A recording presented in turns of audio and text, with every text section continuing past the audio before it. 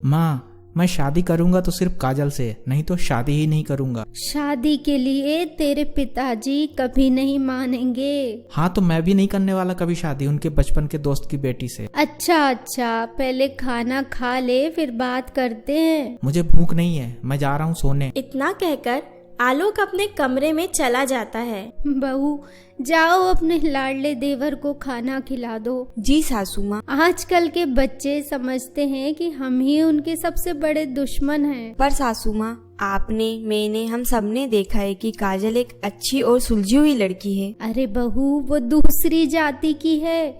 अगर हमने शादी करवा दी तो लोग क्या कहेंगे? कौन से लोग सासू माँ? हमें लोगों से क्या वास्ता? लोगों को खुश करने के चक्कर में हम अपने आलोक की पूरी जिंदगी बर्बाद तो नहीं कर सकते ना। अरे बर्बाद क्यों? हम उससे अच्छी लड़की ढूंढकर उसकी शादी करवाएंगे। तब तो सिर्फ आलोक ही क्यों, उस लड़की की भी जिंदगी बर्बाद करेंगी जिसकी शादी आलोक से होगी, साथ ही काजल और उसके पति की भी। हाँ, पर समाज क्या कहेगा बहू? ओहो माँ जी, फिर वही समाज।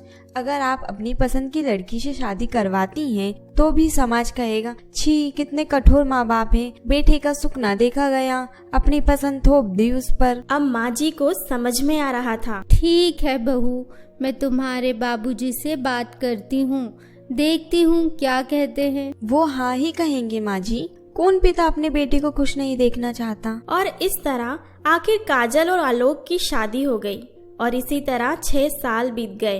एक दिन आलोक ने कहा, भाभी, आपने छोले भटूरे बहुत दिन से नहीं बनाए। हाँ ठीक है, कल ही बनाती हूँ मैं। रात को काजल ने कहा, सुनिए जी, आपको छोले भटूरे खाने थे तो होटल में खा लेते या जोमेटो से ऑर्डर कर देते। भाभी के सामने गिड़गिड़ाने की क्या जरूरत थी? अरे इसमें गिड़गिड़ाने वाली कौन सी बात है? तुमने देखा नहीं उन्होंने कितने खुश होकर हाँ कहा मुझे। वो मुझे ताना देती रहती हैं, सबके सामने बेइज्जत करती हैं कि मुझे कुछ बनाना नहीं आता है। देखो, मैं भाभी को बहुत पहले से जानता हूँ, वो ऐसी बिल्कुल भी नहीं है। और अब मुझे सोने दो, कल ऑफिस जल्दी जाना है मुझे।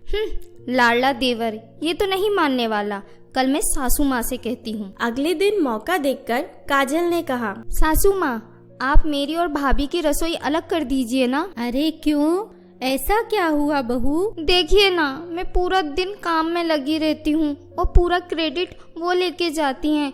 यहाँ तक कि आलोक को भी यही लगता है कि मैं कुछ नहीं कर पाती हूँ। अरे पर छोटी बहू, तुम शादी से अब तक का सफर याद करो। पूरे परिवार में सबसे ज्यादा सपोर्ट तो तुमको बड़ी बहू से ही मिला है।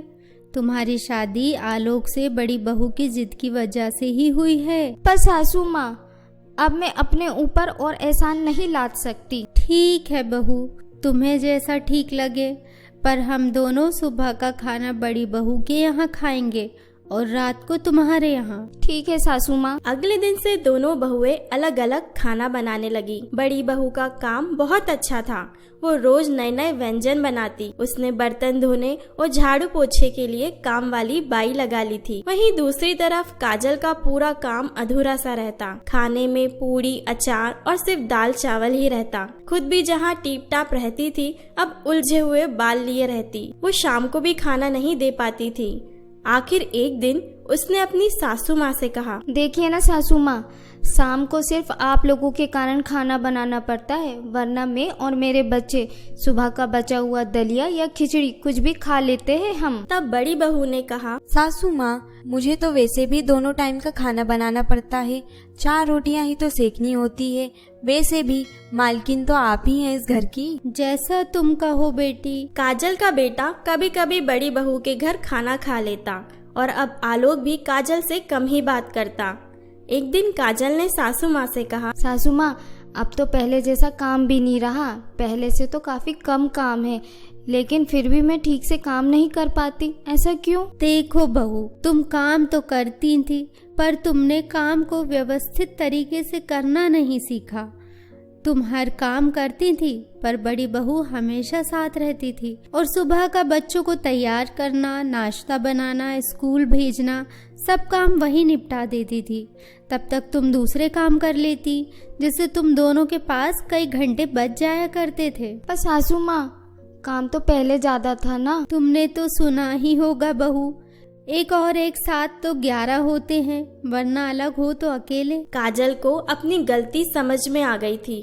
बुझे हुए चेहरे के साथ उसने पूछा। सासू माँ, आप कुछ नहीं हो सकता क्या? तभी बड़ी बहू आकर बोली। किसने कहा कुछ नहीं हो सकता? मैं तुम्हारे बिना अधूरी ही थी। मुझे माफ कर दो भाभी, मैंने आपको हमेशा गलत समझा। अरे पगली, गलती करने का हक छोटों का ही तो होता है। और हाँ, अगर सुबह का भूला शाम को घर आ जाए तो उसे भूला नहीं कहते। शिक्षा, किसी के प्रेम और सहयोग की उपेक्षा नहीं करनी चाहिए, नहीं तो हमें ही शर्मिंदा होना पड़ता है।